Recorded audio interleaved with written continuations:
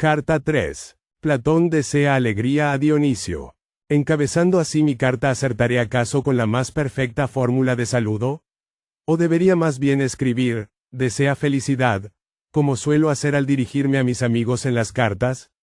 Pues usted por su parte, según refirieron los que a la sazón concurrían a las fiestas, saludó al dios de Delfos rindiéndole pleitesía precisamente con esta expresión, y dejó escrito, según dicen: mayor que gozo a ti, y conserva la placentera vida del tirano.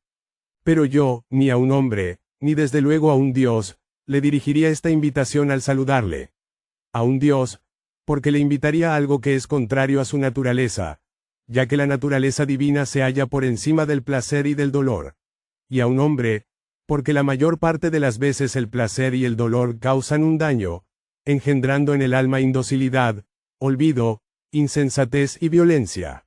Quede esto sentado por mi parte respecto del saludo. Usted, después de haberlo leído, dese por saludado de la manera que más le plazca. Se comenta mucho que usted se dedica a decir a algunos de los que desempeñan una misión en su corte, que al hablar usted en una ocasión delante de mí de que estaba dispuesto a restablecer las ciudades griegas de Sicilia, así como a suavizar la situación de los siracusanos convirtiendo de tiranía en reino el régimen de gobierno, yo le impedí entonces realizar estos proyectos, según dice, a pesar de tener usted gran empeño en ello.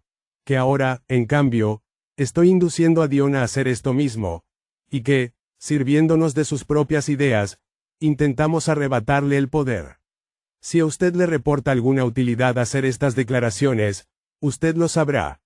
Pero desde luego conmigo comete una injusticia diciendo lo contrario de lo realmente sucedido. Y ya es bastante haber sido difamado por Filistides y otros muchos ante los mercenarios y ante el pueblo de Siracusa por el hecho de permanecer en la Acrópolis, y que los de fuera si algún error se cometía me lo achacaran a mí en su totalidad, alegando que usted seguía en todo mis instrucciones. Pero usted sabe muy bien que de los asuntos políticos yo colaboré con usted de buen grado en muy pocos al principio, de la manera en que pensé que podría conseguir algo. Y que solo me ocupé con relativo interés, aparte de alguna cuestión de poca monta, en la redacción de los preámbulos de las leyes, independientemente de lo que usted o quien haya sido añadieron después. Tengo entendido, en efecto, que posteriormente algunos de ustedes han estado revisando estos preámbulos, pero sin duda la diferencia entre los respectivos textos será evidente para los capaces de juzgar mi carácter. Pero, como acabo de decir, no tengo por qué ser difamado ante los siracusanos ni ante otros cualesquiera a quienes pueda convencer con estas afirmaciones.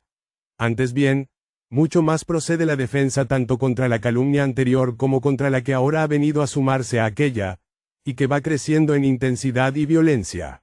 Contra esta doble calumnia, me es forzoso presentar una doble justificación, demostrando en primer lugar que con mucha razón me inhibí de toda colaboración con usted en materia de gobierno, y en segundo lugar que no procede de mí ese consejo y oposición a que se ha referido al afirmar que yo fui un obstáculo a sus proyectos de restablecer las ciudades griegas.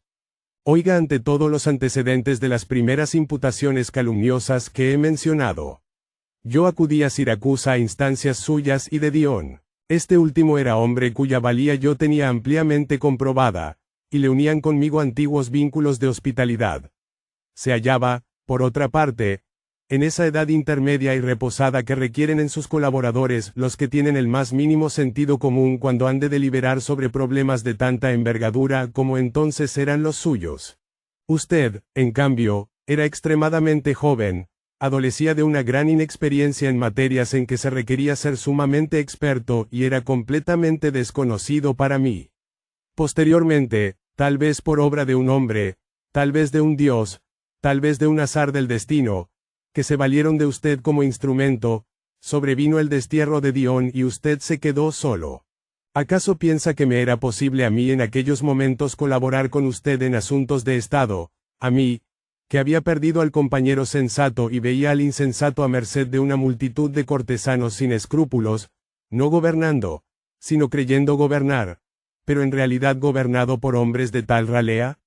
En aquellas circunstancias, ¿qué podía hacer yo? ¿Acaso me quedó otro remedio que hacer lo que hice? Despedirme en adelante de la política, poniéndome a cubierto de las calumnias de los envidiosos e intentar por todos los medios reconciliarlos a ustedes dos lo mejor posible, a pesar de sus disensiones y diferencias.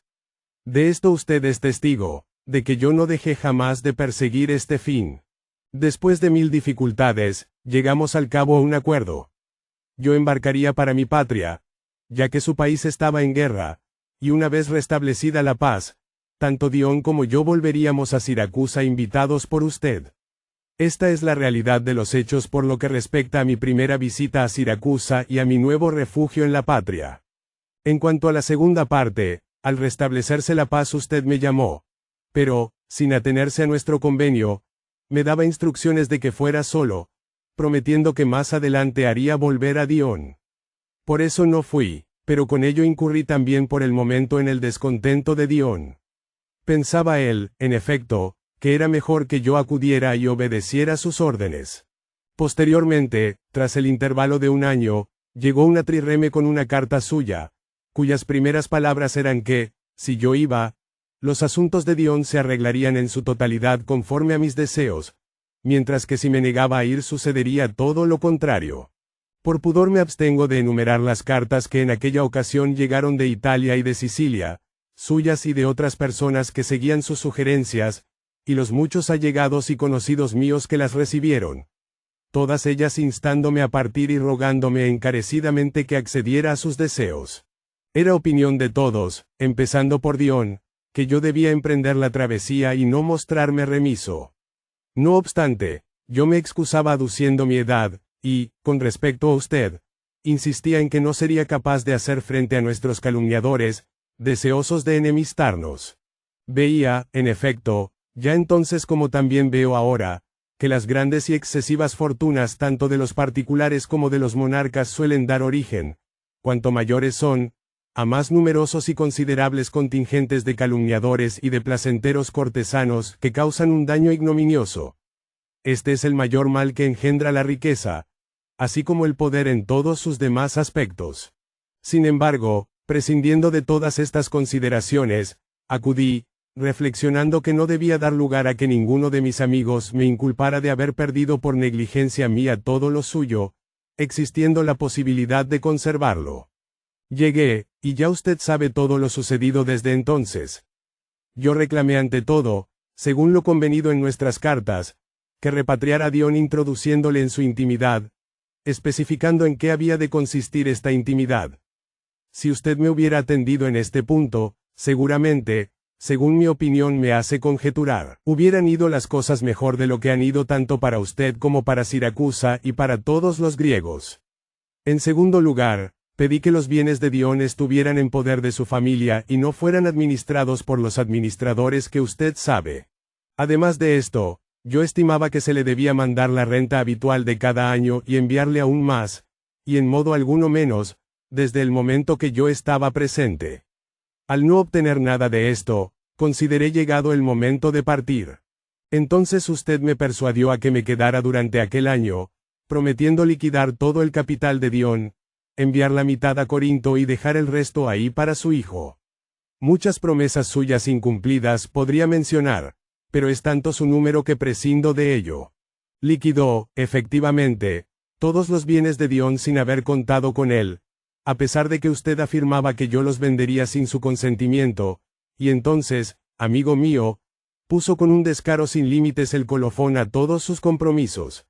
Discurrió un medio que no era ni decente, ni elegante, ni justo, ni conveniente. Intentar intimidarme a mí, como si desconociera lo que estaba pasando en aquellos momentos, a fin de que yo no hiciera nada para que se enviara el dinero. En efecto, cuando desterró a Heraclides, injustamente, en opinión de los siracusanos y en la mía, porque le pedí en unión de Teodotes y Euribio que revocara esta medida, tomó esto como suficiente pretexto para decir que desde hacía tiempo veía claramente que yo no me preocupaba de usted nada en absoluto, y sí en cambio de Dion y de los amigos y allegados de Dion. Y que hallándose a la sazón Teodotes y Heraclides, íntimos de aquel, en situación comprometida, yo recurría a todos los medios para evitar que fueran castigados. Esto es lo que hay de la colaboración política entre usted y yo. Si observó en mi reserva con respecto a usted en cualquier otra cosa, debe pensar lógicamente que todo ello ha tenido su origen en lo mismo. Y no se extrañe, pues con razón me tendría por un malvado cualquier hombre sensato, si viera que yo, seducido por el esplendor de su poder, había traicionado a mi antiguo amigo y huésped, que se hallaba en desgracia por causa suya, un hombre que no era en nada inferior a usted, por no emplear otras palabras, y le daba la preferencia a usted, su ofensor injusto, y cumplía al pie de la letra todas sus órdenes sin otra causa, evidentemente, que el afán de lucro. Pues a ningún otro motivo se hubiera achacado mi cambio de postura, si tal cambio hubiera habido. Esta es la realidad de los hechos que han creado, por culpa suya, el recelo y la disensión entre nosotros. El hilo del relato me lleva casi sin interrupción con lo que acabo de exponer al punto sobre el cual dije que debía versar la segunda parte de mi defensa. Examine y reflexione con toda atención, a ver si le parece que miento y que no son ciertas mis palabras. Voy a referirme al hecho de que usted, en el jardín, en presencia de Arquedemo y Aristócrito unos 20 días antes de mi partida de Siracusa en viaje de regreso, me dirigió el mismo reproche que sigue dirigiéndome ahora. Que yo me interesaba más por Heraclides y por todos los demás que por usted. Y delante de ellos me preguntó si recordaba que recién llegado yo le aconsejé restablecer las ciudades griegas. Yo contesté que efectivamente lo recordaba, y que aún seguía pareciéndome la medida más acertada. Y no tengo más remedio, Dionisio, que referir también lo que se dijo a continuación. Yo le pregunté por mi parte si era esto solo lo que le había aconsejado o si había añadido también algo más. Usted me contestó lleno de cólera y de un modo ofensivo para mí, según usted creía. Y por cierto que aquello que usted entonces profirió como un insulto ahora se ha convertido de sueño en realidad. Diciéndome, si mal no recuerdo, mientras sonreía muy forzadamente, me aconsejaba que hiciera todo esto después de haberme instruido previamente, y si no que no lo hiciera. Lo ha recordado perfectamente, repliqué yo. Usted continuó. Después de haberme instruido en geometría, ¿o en qué otra cosa? Y yo entonces no di la respuesta que se me estaba ocurriendo, no fuera que por una breve frase se me cerrara el anhelado camino de regreso que se abría ante mí. Pero dejando esto aparte, la conclusión a que pretendo llegar con toda esta relación es la siguiente. No me calumnie diciendo que yo me oponía a que restableciera las ciudades griegas devastadas por los bárbaros, y a que suavizara la situación de los siracusanos convirtiendo en reino la tiranía. En primer lugar, no podría inventar contra mí acusaciones que menos cuadren a mi carácter que estas, y por otra parte yo podría presentar, caso de existir un tribunal competente, otras pruebas para refutarle además de las aducidas y aún más evidentes que estas, de que fui yo el que aconsejó y usted el que no quiso tomar las medidas en cuestión. Y por cierto que no hay dificultad en declarar abiertamente que esto era lo mejor que hubiera podido hacerse, tanto para usted como para los siracusanos como para los sicilianos todos. Así que, amigo mío, si usted, a pesar de haber dicho esto, niega haberlo dicho, me doy por satisfecho.